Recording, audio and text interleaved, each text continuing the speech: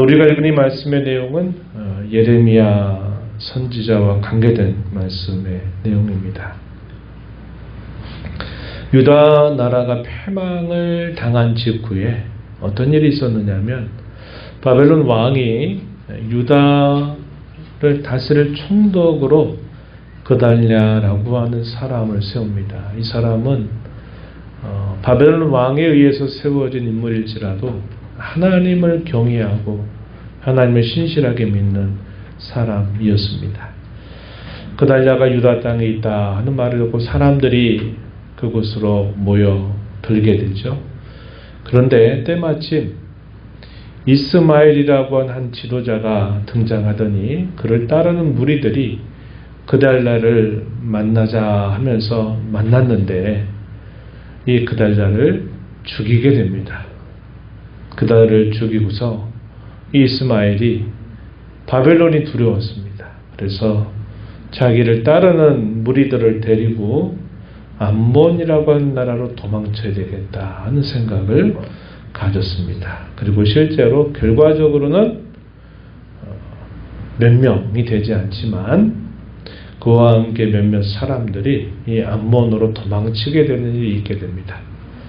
도망치기 직전에 또 한 사람의 군 지휘관, 또 한 사람이 등장했어요. 요하난이라고 하는 인물입니다. 이 요하난이 등장합니다. 그리고 이 이스마엘을 따르는 백성들을, 이스마엘과 그를 따른 백성들이 함께 만나게 돼요.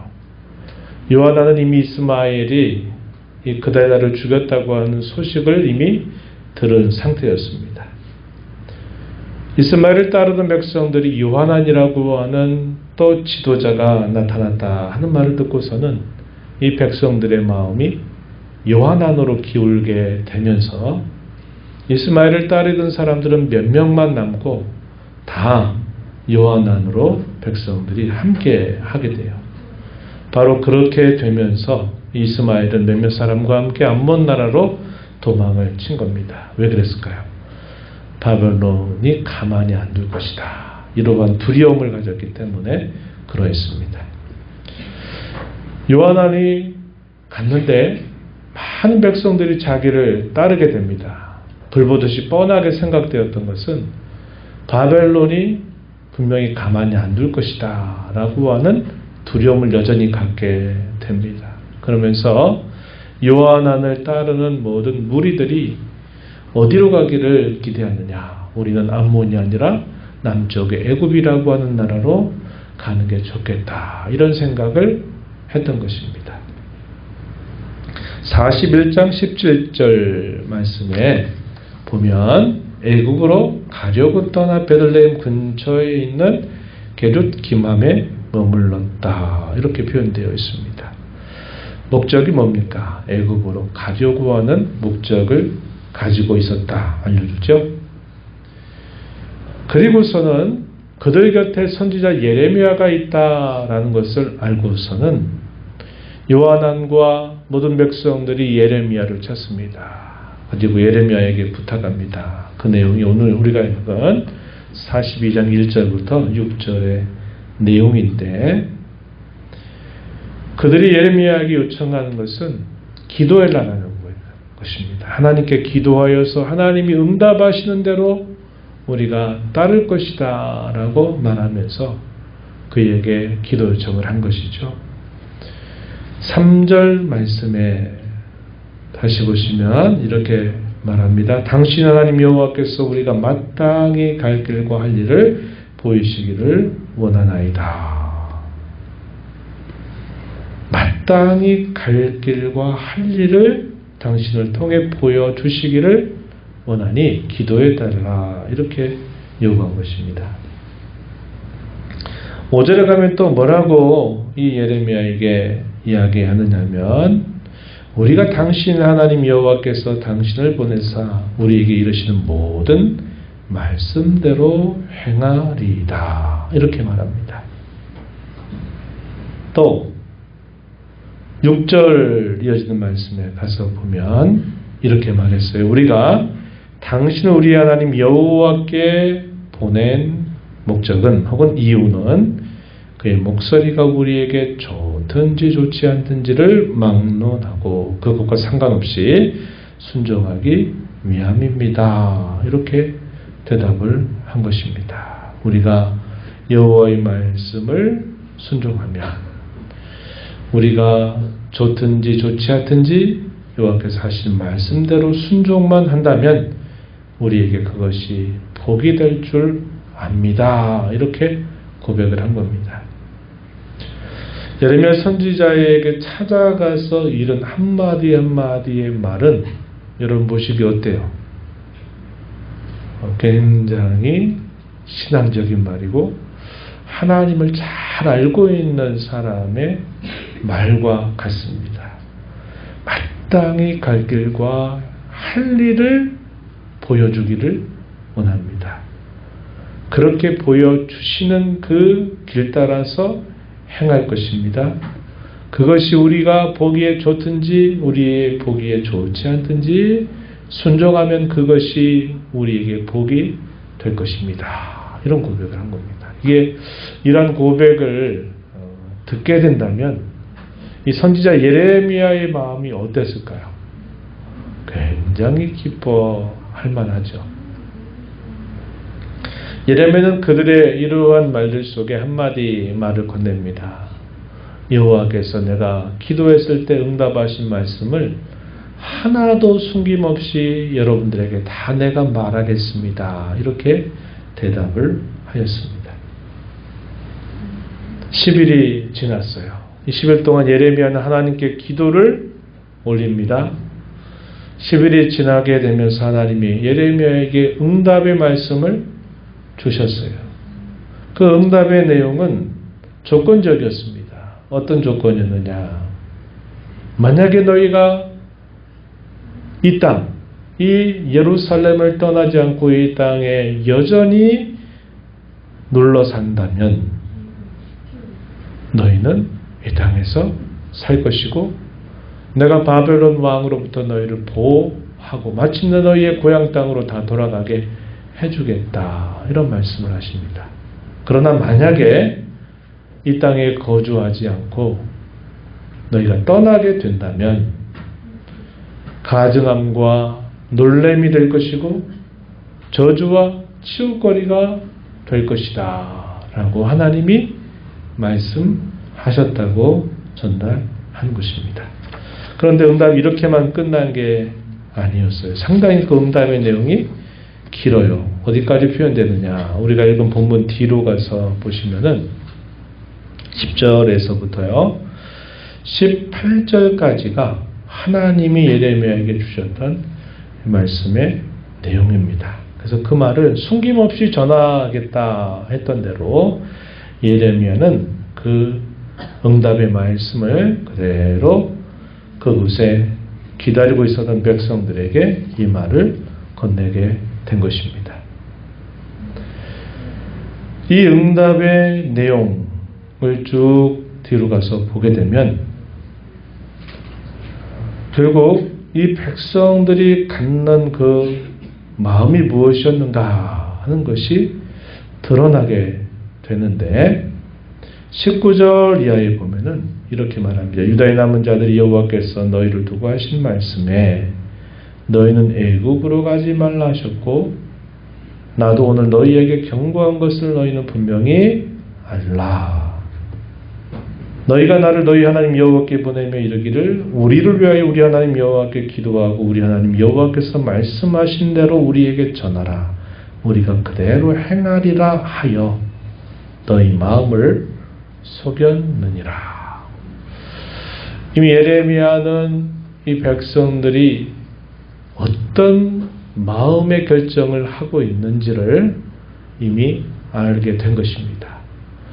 너희가 나에게 분명히 10일 전 마땅히 갈 길과 할 일을 보이는 대로 행하겠다 하였고 나는 여호와께서 내게 응답하신 대로 숨김없이 여러분들에게 말하겠다고 이야기했다는 겁니다.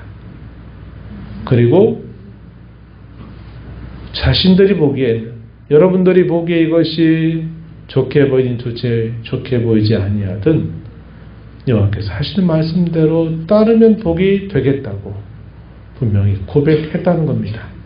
그런데 그들의 속마음이 어땠느냐? 너희 마음을 속였다. 이렇게 말하고 있는 것입니다. 그 결과 어떤 일이 그들에게 닥친다라고 경고하냐면 칼과 기근과 전염병이 여러분들을 칠 것이다 라고 이야기합니다. 칼과 기근과 전염병, 이 표현은 하나님께서 언약을 맺으시면서 이 언약을 잘 지키는 자에게 주실 복과 언약을 깨뜨리는 자에게 주실 저주의 내용 속에 포함되어 있는 그런 내용입니다.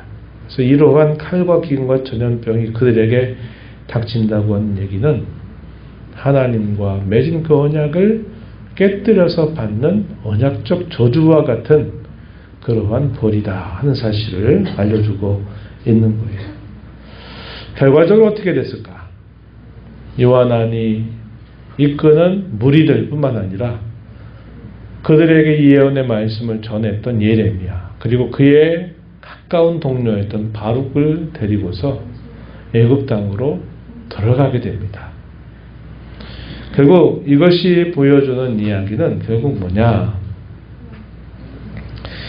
말은 대단히 신앙적이고 정말 좋은 말을 했는데 그들의 속마음은 그렇지 않았다 하는 것을 보여줍니다.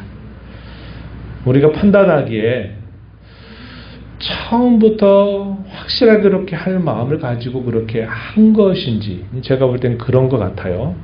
아니면 처음에 예레미야에게 요청할 때는 그래도 그렇게 하기를 원한다고 말을 해놓고서는 그 사이에 마음이 바뀐 것인지, 이걸 분간내는 것은 조금 어려워요. 제가 볼 때는 전자에 가까운 것 같아요. 결과적으로 어떠한 겁니까? 그들이 이런 말을 했지만 그들의 마음은 결국 이 말과 전혀 다른 그런 마음을 가졌다고 하는 사실이죠. 그래서 그 자신들의 결정에 따라서 결국 고집하며 애굽으로 가는데 그 말을 건넸던 예레미야와 바룩까지 데리고 이 애굽으로 들어가게 되었다 하는 겁니다. 우리가 오늘 여기까지 이야기를 살펴보면서 우리가 꼭 생각해야 될 교훈이 있어요. 오늘 설교의 제목이 뭐냐면 자기 뜻을 정한 대로, 이렇게 제목을 붙였습니다. 우리는 어떨까요? 우리도 한번 곰곰이 오늘 이 말씀 앞에 돌아보면 우리도 이럴 때가 얼마나 많은지 모른다 하는 것을 알게 돼요. 교훈 첫 번째, 제가 뭐라고 정리했냐면 기도하고 말씀을 찾아도 버리지 못하는 자기 뜻, 그것을 보게 된다는 겁니다. 기도하면서 하나님 앞에 간절하게 기도를 올리는 것 같고 하나님의 말씀이 무엇인가를 구하고 찾는 것 같아도 자기의 생각, 자기의 계획과 자기의 뜻을 그래도 더 그것을 붙들고 그렇게 하는 모습을 취하고 있지 않는가 하는 것을 우리는 돌아보아야 한다 하는 겁니다. 신앙생활 하다 보면 되게 우리가 이렇게 많이 해가지고 작은 실수로 지나갈 일을 큰 잘못으로 결국 범하게 돼가지고 더 큰 대가를 치르게 되는 경우들이 적지 않게 있음을 봅니다. 깊이 들여다 봐야 돼요. 우리의 마음을 속일 수 있다는 거예요.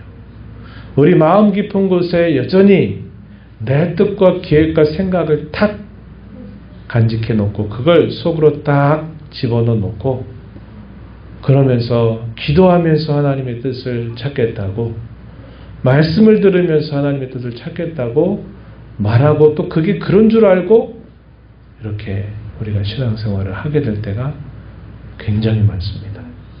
근데 결과적으로 보니까 어떤 결과가 주어지나요?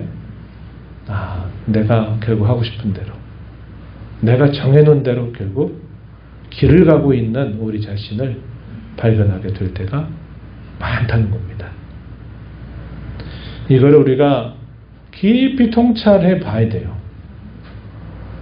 이것이 너무 은밀하게 우리 속에 감춰져 있으면 내가 이게 감추어 놓은 것인가 조차도 모르고서 나는 아니라고 말하는데 나중에 보니까 결국은 내 결정해 둔 것이 깊은 곳에 이미 자리 잡고 있었다는 것을 보여줄 때가 있는 것이죠.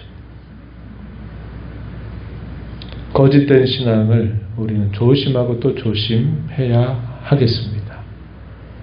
자기 마음을 속이면서도 자기가 속고 있는 줄조차 모르는 경우가 있을 수 있다는 거죠.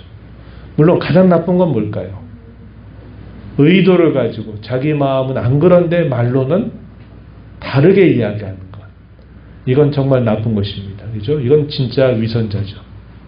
겉과 속이 다른 모습입니다. 그러나 그것만 아니라 나도 아닌 줄 알았는데 나중에 보니까 그랬다는 것이 발견될 때도 있다는 겁니다. 우리가 그 부분을 깊이 되돌아보는 그런 자세를 가져야 한다는 겁니다. 이 백성들은 결과적으로 어떻게 한 겁니까? 자기 마음을 속인 거죠. 그것뿐만 아니었습니다. 사람을 속였습니다. 심지어는 하나님조차 속였어요. 우리가 읽은 부분 5절 하반절에 보면은 하나님을 향하여 그들이 이렇게 고백을 공공연히 했어요. 뭐라고 말했습니까? 5절 하반절에 여호와께서는 우리 가운데 진실하고 성실한 증인이 되시옵소서. 여호와께서 이 말에 참된 증인이 되시옵소서. 이 말은 자신들이 말하고자 하는 이 말이 분명한 사실이다. 이건 맹세해도 된다. 하나님 앞에 맹세해도 이것이 틀림없다 하는 그런 표시를 한 것입니다. 그런데 결과적으로는 이렇게 선지자에게 기도해달라고 기도응답대로 따르겠다고 이렇게 말하고 맹세하였지만 결과적으로는 자기들이 마음에 정한 바를 그대로 고집하면서 따라가는 겁니다. 자신을 책망하는 예레미야를 오히려 잘못했다고 말하는 거죠. 부패한 사람의 본성은 그렇게 말하는 걸 우선 부정해버려야 돼요. 네가 말하는 거 거짓말이지 않냐? 거짓말이다. 하나님은 그렇게 말씀하신 리 없다. 이렇게 부정하고 결국 예레미야를 애굽으로 같이 데리고 가는 그런 불순종의 모습을 보였던 것을 우리가 보게 되는 것입니다. 참신앙 생활은 자기의 뜻을 비워내는 것입니다. 그 은밀하게 감추어둔 우리의 결정, 우리의 생각을 비워내는 것입니다. 비워낸 그 자리에 하나님의 뜻을 채우는 것입니다. 이것이 참 신앙생활이다 하는 것을 우리가 오늘 말씀을 통해서 정리하게 됩니다.